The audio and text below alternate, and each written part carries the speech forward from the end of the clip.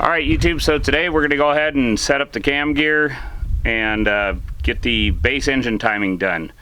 And once again I have my friend Chris over here. Hey Chris, how's it going? All right, bud. Good. Thanks for coming over. Sure. And we're going to get that set up right now. So the first thing you want to do is set the pin in the engine. You can see where I've marked this with white out. And I'm hoping you can see it. It says insert pin on the harmonic balancer here. So the pin is way down there. I had to take all the fuel lines loose here to get to that pin. We won't really go over that, but if you just follow Quick Serve online, it'll show you where it's at. But it's basically down there about a third of the way back on the block, right behind the fuel pump, and I had to take the fuel lines off to get to that. So we've got that lined up. That's the first important thing, is you got to line up that pin, and you see these marks right here on the timing cover, and that's where you start. Alright, so the next thing we want to be concerned about is when we put this idler gear, this is set for the timing, we're going to set this idler gear here, and you'll note that it says oil pan. And it says the same thing on the gear too. You want to make sure that's put into the oil pan, otherwise you won't get proper lubrication in there in the bearing for the timing gear, for the timing idler gear. And so we've got that all set up. You just want it to be finger loose, so you can go ahead and move it a little bit. So the idea is we're going to use 4/1000 shims, and you see this little arrow here and the aligning mark. So that little arrow is where you want to put, I know it's hard to see with my hand in the way, but you want to put the timing, or you want to put your feeler gauges right there in the idler gear. And so what we're doing right now is just going to set backlash. So we're going to set that in there, and next thing, shut that off. Well, I just dropped the feeler gauges down into the oil pan, so damn it. That's something else I got to do now. I got to pull that oil pan back off. That was such a pain in the ass putting that oil pan on there. But these are the realities of doing what you do when you're rebuilding an engine. So, but now I got some rags over here just to make sure that kind of doesn't happen again. And let's get back on with the procedure. Alright, so the next thing we're going to do is we're going to line up this wedge here in the cam. Now you can see this little protrusion part here, it's got a flat spot on it. And there's also a groove in the head. And you see the wedge has a rounded edge, and it has a flat edge. The flat edge goes up against the cam, you slide it down in there, and according to Cummins, take a mallet and you just kind of, now I know I've seen other people that have said nah, don't do that at all, but hey, it's what Cummins said to do, so let's go ahead and do it. Now let's get to setting up the gears. Alright, so the next thing in this process we want to do is we want to go ahead and clean off the nose of the cam gear. I'm using acetone. I've already cleaned it multiple times, but I just want to make sure we got nothing on there, because we want that gear to set on there perfectly. Here's the cam gear. You also want to clean out the nose on that and make sure it's good and clean. Make sure there's no previous Loctite on there from before. I'm gonna let that dry up for a minute. Alright guys, sorry if I sound a little down, it's because I dropped those doggone feeler gauges and now I have to pull that oil pan off again. That oil pan was a pain in the ass. Pan in the ass, get it? It was a pain in the ass. So I guess that's kind of one of the realities of working on stuff and, you know, learning, because I'm sure all these guys out there like you, Larry Schroeder, know you really need to block this off. You're going to use those feeler gauges. but I'm gonna try and mutter through this and get it done. So we'll be right back. All right, so Quick Serve Online calls for 609 Loctite retaining compound. So we're gonna apply this on here. Just to touch base on this, they said once you have this in place, you've got 15 minutes or severe engine damage can occur. So you got to work expeditiously. Make sure you've got everything cleaned, ready to go. Make sure you have your bolts in line. Make sure you have all your tools, because we're going to be setting backlash on the idler gear. So here we go. So we're just going to want to put some of this green Loctite on here. You don't really want to touch it with your fingers. I'm also going to put it on the gear. Alright, so they want you to go ahead and have the gear on here. They want it fully engaged, but they don't want it tight. Alright, so next thing we got to do is get the tonal gear in place, and keep in mind there's a little index hole right here on the nose of the cam, and then you've also got a little peg coming out of the tonal gear, or the tonal plate.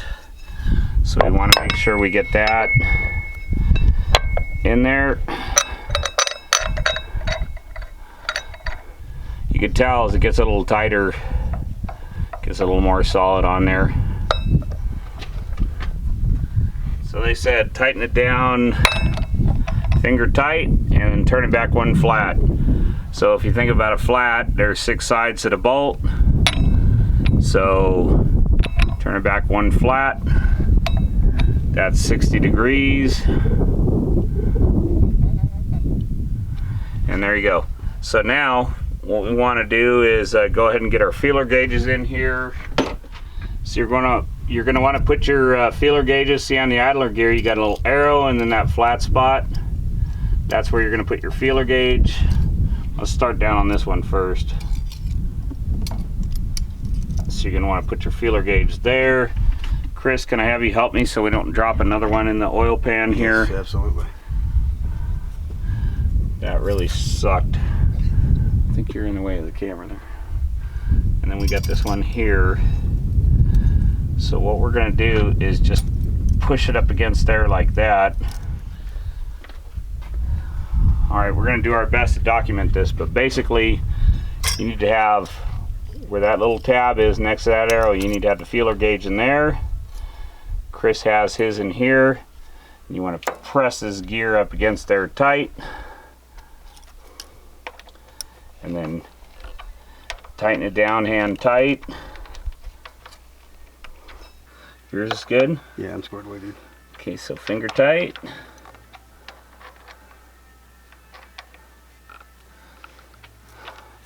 Okay, don't pull it out. Okay, that's good and tight. This one's a little, okay, I got some resistance, but it's not like it was.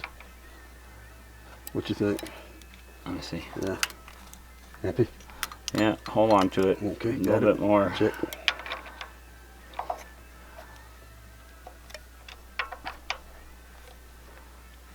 How's it now? Oh. Yeah, it's not even wanting to move. Okay, well, that's good. Okay. Yeah. Got resistance. Okay, we got it set. So the next thing we want to do is we got to torque it to 22 foot-pounds. I'll set my torque wrench up.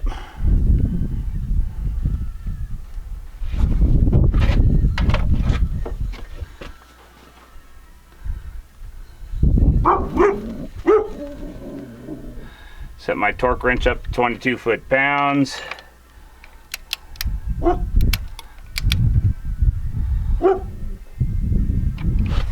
First we want to actually tighten the cam gear up to 22 foot-pounds.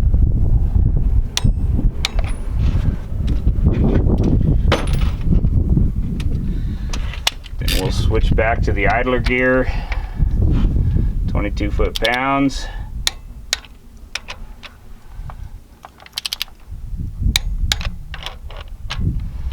hear that click.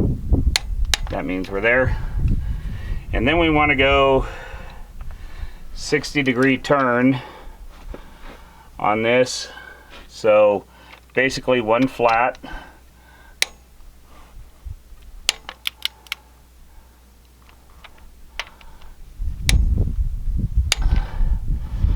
Okay. That's one flat.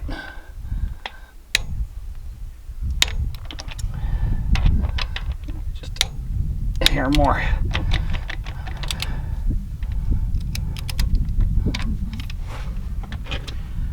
Now we want to torque the big nut on the cam gear to 109 foot-pounds. All right, here we go, 109 foot-pounds on the big gear.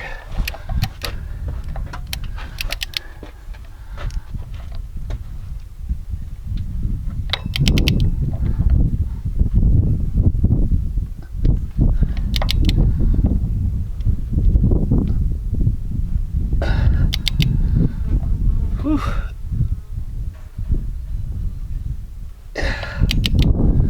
Should have brought out the big torque wrench, huh? Oh, there we go.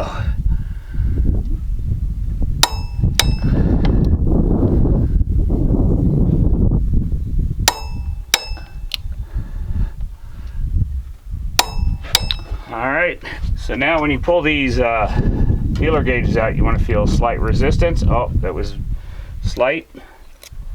Yeah, happy. Right on. I'm happy. All that seems good. Let's turn it off. I'm going fishing.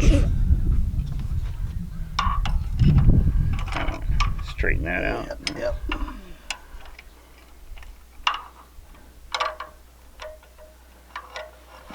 And when you hit it and you get all excited, I fucking got it. Dude, you want to play with this or? You know what? I think we can knock this out pretty quickly.